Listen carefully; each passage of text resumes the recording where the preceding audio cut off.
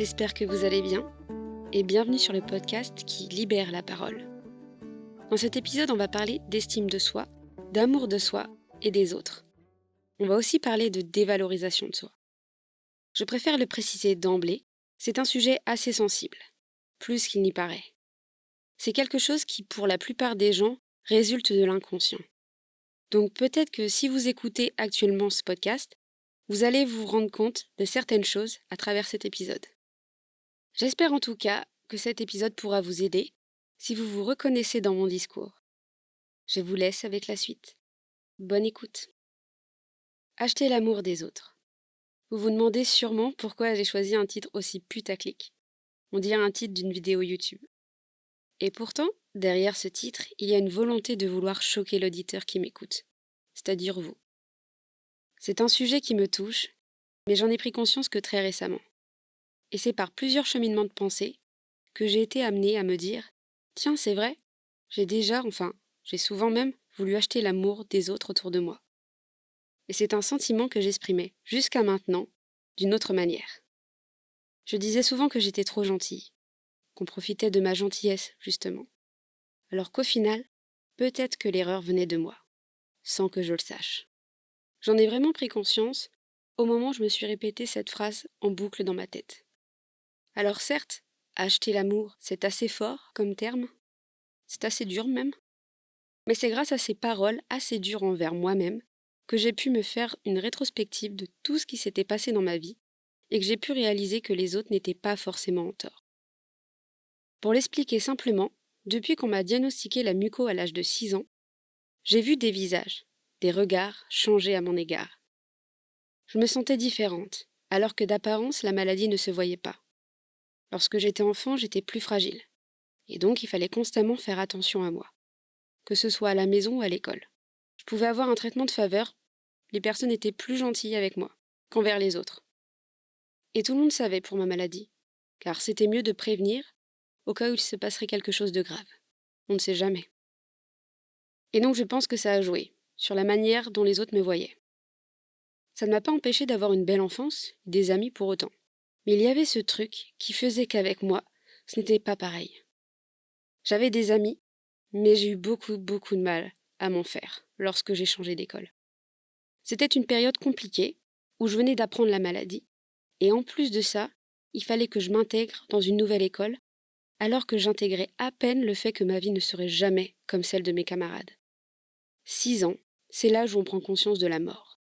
Et c'est l'âge où on m'a annoncé que j'avais une maladie incurable. En soi, ça n'aide pas non plus.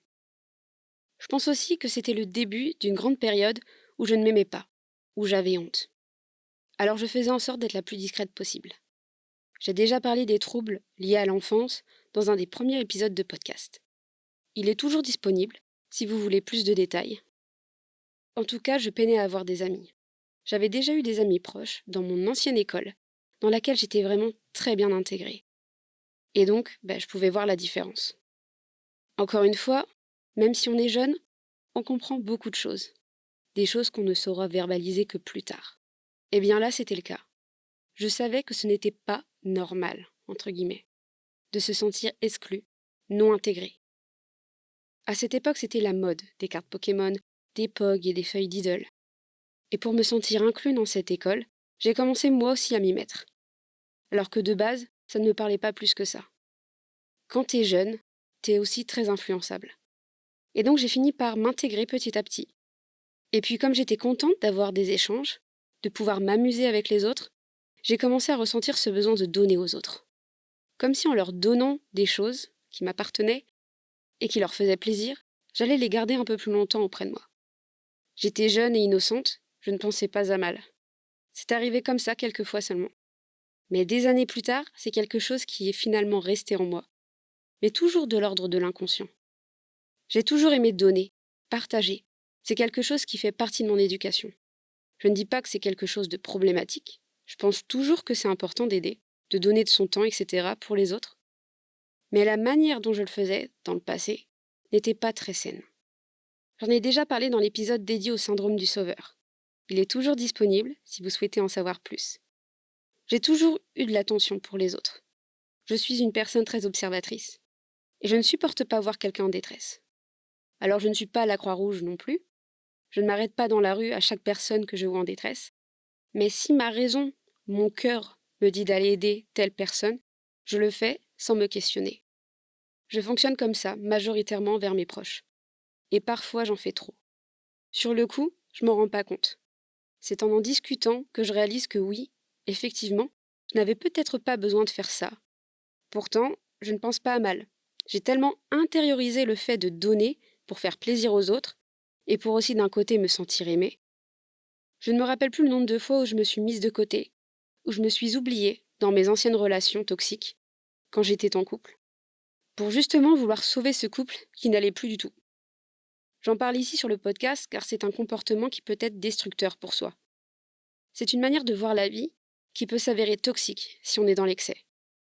Je ne dis pas qu'il faut être moins serviable, moins gentil envers les autres. Ce que j'essaie d'expliquer, c'est qu'il faut arriver à être conscient de pourquoi on veut donner autant, pourquoi on veut acheter à tout prix l'approbation, l'amour de certaines personnes. En réalité, la réponse, on la sait déjà. Quand on achète l'amour de quelqu'un en lui offrant des choses, ou même en lui accordant tout notre temps, c'est par peur de perdre cette personne en question. Alors on peut se demander si ce n'est pas là une forme de manque affectif, qu'on essaie de gagner, ou si ce n'est pas plutôt une question de dépendance affective. En réalité, je n'en sais rien. Je ne suis pas psychologue, mais selon moi, et selon certains cas, et situations, ça peut potentiellement jouer. En tout cas, mea culpa à toutes les personnes que j'ai suspectées d'avoir profité de moi et de ma gentillesse. Évidemment, il y en a eu pour qui ça a été réellement le cas. Je le sais. En faisant cette introspection, je me suis remise en question et j'ai compris que j'avais peut-être mal jugé certaines personnes. Et puis au final, quand c'est toi qui donnes, tu peux pas reprocher aux autres d'accepter ce que tu leur donnes. Le problème ne vient pas toujours des autres. Dans mon cas, je sais que c'est quelque chose de profond, que j'ai enfui en moi, étant plus jeune, et qui est devenu une habitude. C'est mon mode de fonctionnement. Et je sais que ce n'est pas sain, ni pour moi, ni pour les autres. Et je tiens à le préciser, car je ne l'ai pas encore dit, même si c'est évident. Personne ne devrait avoir acheté l'amour de quelqu'un, que ce soit pour se faire apprécier ou simplement pour se faire respecter, peu importe les circonstances. S'il y a quelque chose que vous devez retenir de cet épisode, c'est bien ça. Ne soyez pas tout le temps dans le contrôle. Je sais que c'est plaisant de voir des personnes sourire quand on leur tend quelque chose. Ça donne l'impression d'être aimé, d'être utile. Mais on ne sait jamais si la personne en face est aussi honnête qu'on l'est nous. Parfois, la personne en face de nous comprend que c'est notre moyen de fonctionner et elle peut aussi s'en servir. Chacun a sa part de responsabilité. Le plus important, c'est de savoir pourquoi vous le faites, à qui vous le faites, pour ne jamais regretter par la suite, comme ça a pu être mon cas. Et très important, il ne faut pas culpabiliser d'avoir été trop gentil dans le passé, d'avoir trop donné, car ça n'en reste pas moins une qualité, et c'est une qualité de moins en moins fréquente chez les gens finalement, quand on voit un peu tout ce qui se passe dans la société et sur les réseaux maintenant. Donc c'est important de ne pas se fermer complètement. C'est important de comprendre que l'on peut être aimé, être apprécié pour qui on est réellement, et pas pour ce qu'on a, ni pour ce qu'on donne ou ce qu'on apporte aux autres. Évidemment, il y a des personnes moins bienveillantes que d'autres. Mais il y a des personnes qui sauront être bonnes pour vous et qui mériteront cette attention. C'est pour ça qu'il ne faut pas avoir peur de qui on est. Tout le monde fait des erreurs. On est tous humains. On apprend tous de nos erreurs et la vie suit son cours. C'est comme ça qu'on devient une meilleure personne. Et c'est ce que je vous souhaite en tout cas. Je sais que pour une fois, cet épisode fut bref. Ça part d'une pensée que j'ai eue un soir en pleine insomnie. Et même si cet épisode est court, c'était important pour moi de le faire. De parler de ça avec vous. N'hésitez pas à partager votre ressenti en commentaire. Ça m'intéresserait toujours d'avoir vos retours. Et puis n'oubliez pas de mettre 5 étoiles au podcast. Ça aide à ce que celui-ci soit référencé et proposé à de nouveaux auditeurs. Je ne le dis pas souvent, mais je fais tout toute seule bénévolement. Je propose un épisode toutes les semaines et ça m'aiderait beaucoup que le podcast soit proposé à un maximum de personnes possible. Le but, c'est de libérer la parole et que les personnes qui m'écoutent se reconnaissent dans mon discours. J'essaie de plus en plus d'intégrer le témoignage d'autres personnes pour que ce soit encore plus percutant et pour pouvoir apporter plus de nuances qu'avec mon seul et unique témoignage. Je fais régulièrement des appels à témoins sur Instagram afin de chercher de nouveaux et de nouvelles participantes. Donc n'hésitez pas à me suivre si vous êtes intéressé pour partager un bout de votre histoire sur le podcast. Les liens sont dispo dans la barre d'infos. En attendant, on se retrouve la semaine prochaine pour aborder un tout autre sujet. Prenez soin de vous et de vos proches. Bisous!